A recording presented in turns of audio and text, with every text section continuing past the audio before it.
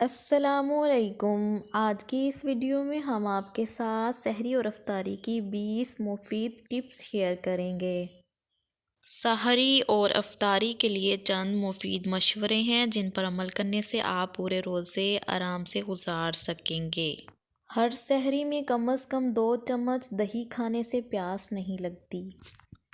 سحری میں بھی 2 کھجور ضرور کھائیں، اس سے آپ کی انرجی میں اضافہ ہوگا۔ روزانہ اس گول کا استعمال ضرور کریں۔ ایکسٹرا بھوک مٹانے کے لیے کسی بھی پھل کا استعمال کریں۔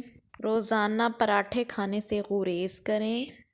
جو کا دلیا یا سویوں کا ایک پیالہ دودھ کے ساتھ پراٹھے سے بہتر ہے۔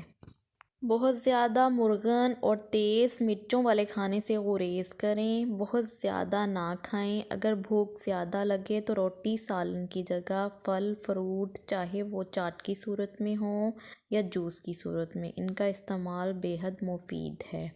معدے کے مسائل سے بچنے کے لیے ہلکی مگر طاقتور غذا کھائیں جو آپ کو انرجی دے اور آپ ماہ رمضان بڑے آرام سے گزار سکیں۔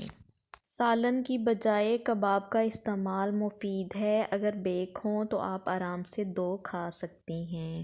تمام ڈرائی فروٹ تھوڑے تھوڑے ملا کر کھائیں، چاہے تو دلیے میں شامل کر لیں۔ چپاتی یا بریڈ کا استعمال کریں، لیکن سحری میں تیز مرچوں والے سالن سے پرہیز کریں۔ سبزیوں کا سوپ ابلے انڈے کے ساتھ کھائیں۔ افطاری کے بعد اکثر لوگ کھانا بھی کھاتے ہیں، لہٰذا افطاری ہلکی پھلکی اور فرحت بخش کریں۔ روزہ ایک نہیں بلکہ 2 کھجوروں کے ساتھ افطار کریں۔